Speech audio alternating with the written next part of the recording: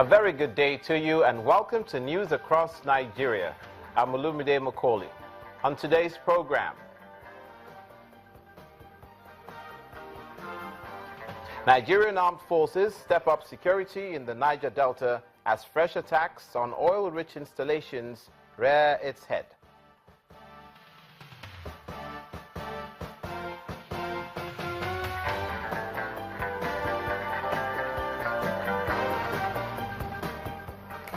Residents of oil-producing communities in the Niger Delta lament the effect of pollution on their livelihood.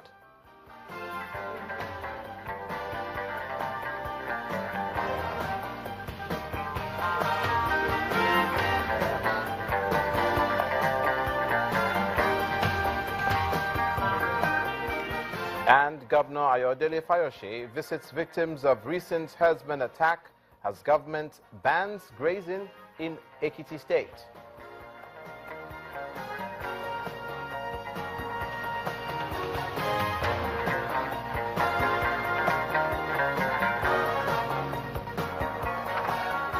Our first story should affect the entire Nigerian Federation. The Minister of Foreign Affairs, Mr. Geoffrey Onyema, says a non-contentious fund of about $230 million is being repatriated from Switzerland. The minister, who made the disclosure at a news conference on the achievements of the Buhari administration in the last 1 year, says money stolen from the country is also in the process of being repatriated from the USA, the United Kingdom, Jersey Island off the coast of the UK. He says the country is also in talks with countries in the Gulf to recover stolen money from the country. These returns, he says, are some of the benefits of the president's interaction with the international community since he took office in 2015. Let's turn our attention to security issues. The Army has commenced training of commanding officers on how to use its newly acquired equipment to ensure there is enough intelligence on the ground to deal with insurgency. The personnel undergoing the training in Maiduguri, Borno State, are expected to pass on the knowledge acquired to the troops when the program is complete. Participants have been drawn from the 1, 2, 3, 7 and 8 divisions of the Nigerian Army to participate in this year's workshop themed Enhancing the Capacity of Commanding Officers for Counter-Terrorism and Counter-Insurgency Operations. The parley is meant to equip the personnel on better approaches to the scourge of kidnapping, terrorism and armed banditry in their areas of responsibility. Head of Training and Administration, Nigerian Army, Major General Hassan Umaru, reads the Riot Act. The Nigerian Army leadership hierarchy is not prepared to accept any act of mediocrity. There is no room for failure in any assigned tasks or roles.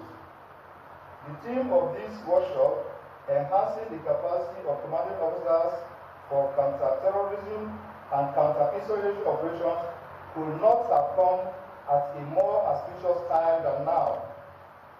This is so considering the fact that most of you commanding officers and your respective units are currently at the vanguard of efforts directed at ensuring security in the northwest, north central, and northeast geopolitical zones of the country. General Officer commanding the 3 Division of the Nigerian Army, Major General Elvis Njoku, says participants will be exposed to new equipment acquired, fieldcraft, and important military tactics now going extinct. We have designed it in such a way that you, the participants, will have a closer view of the operational areas, some of the operational areas in the northeast, and also you get to see some of the newly acquired equipment in the Nigerian Army inventory, and of course what they are used for. Some of the participants who spoke to us welcomed the idea and are eager to cross-fertilize ideas with a view to providing practical suggestions that can be implemented to enhance combat proficiency in the discharge of their duties. Even though we're already commanding officers, you cannot say you know everything. We come here to expand our horizon and then get to know the modern trainings on insurgency and counter-terrorist warfare. And at the same time, take back home, there are some new equipment also that the country has acquired, which is not everybody that is conversant with. They just come in. At the same time, we're also going to be trained also on those weapons, so that as we go back and they are being deployed, it's not going to be something strange to the troops also. The workshop ends on Friday.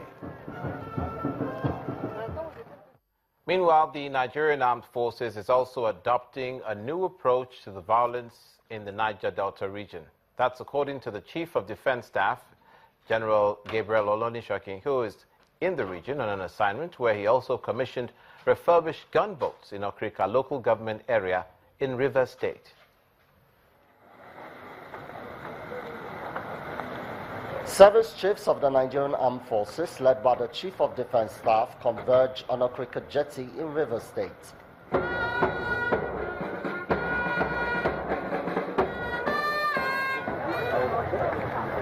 After observing the formalities, it's time for the main business of the day, the commissioning of refurbished gunboats at the jetty.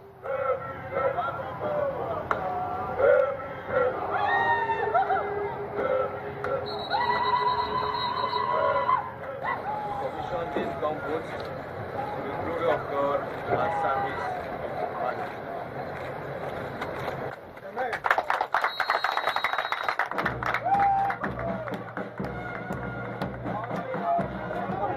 Then, a demonstration on the waterway around the creek.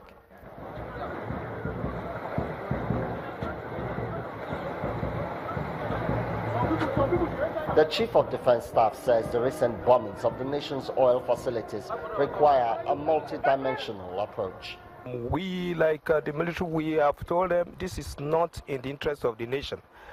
When you bomb those facilities, those critical infrastructures, you are destroying our assets, our resources, and as a nation, this is not the way to address your grievances. If you have any grievances, then you will address them, you put them appropriately to the government so that they can address such things. For him, the commissioning of the gunboats is one of the platforms to equip the military for the peculiar challenges in the creeks. To meander through almost 5,000 waterways or creeks we have, we need various platforms. This is one of the kind of platforms we are using. There are other platforms, the Navy is involved, and other platforms that we are also bringing on board to ensure that we patrol the creeks effectively. The Chief of Army Staff also believes no group will be allowed to bring the nation to its knees. Looking at all the areas that we should address, and we are doing that, including these criminals in the name of Niger Delta Avengers. They are not avenging anything but other criminal acts because nobody has offended them.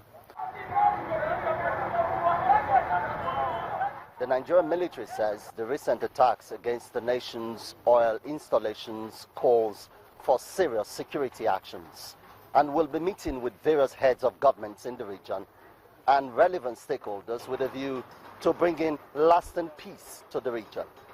Emmanuel Ere, Channels Television News. Away from security issues, but staying in the south-south part of the country, a special investigative panel on oil spills and environmental degradation has commenced sitting at the Federal High Court in Akwa Ibom State. The panel, which was inaugurated by the National Human Rights Commission, is conducting proceedings in Uyo, the state capital, and is saddled with the responsibility of investigating claims of environmental pollution against oil prospecting firms in the area. Members of oil-producing communities in the state seized the opportunity to stage a protest against what they call degradation of their land. The panel will request the parties. The investigative panel here to look into complaints that have been lodged with the Human Rights Commission against all companies in Akwa Ibom State. But there's a glitch, as the counsel to Shell Petroleum Development Company, a major respondent in all 4 cases called, says his client was not served with the petition and requests more time to prepare his defense. Based on this, the chairperson of the panel adjourns proceedings. The parties were here today, but there were some hitches. And if we want to be just and fair, we have to give them a chance to go get the documents which they are talking about, and that's what we have done. So we've just adjourned to tomorrow. Outside, protesters from the Akwa Ibom oil-producing communities, All Farmers Association of Nigeria, and other groups display placards which articulate their feelings.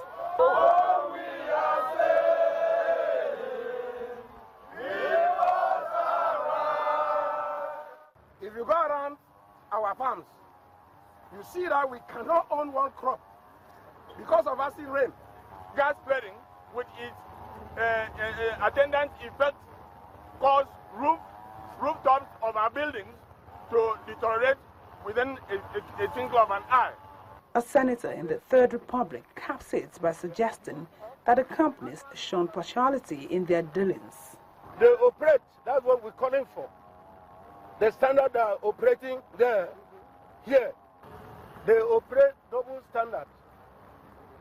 Here in Akwa Ibom State, they say they don't pay compensation. But in the U.S., which is their base, they pay compensation. Even royalties. Pay royalties. Over the years, environmental and health challenges are complaints which have followed activities of oil exploration, and the panel on oil spills says it might visit the areas in question in order to make its recommendations.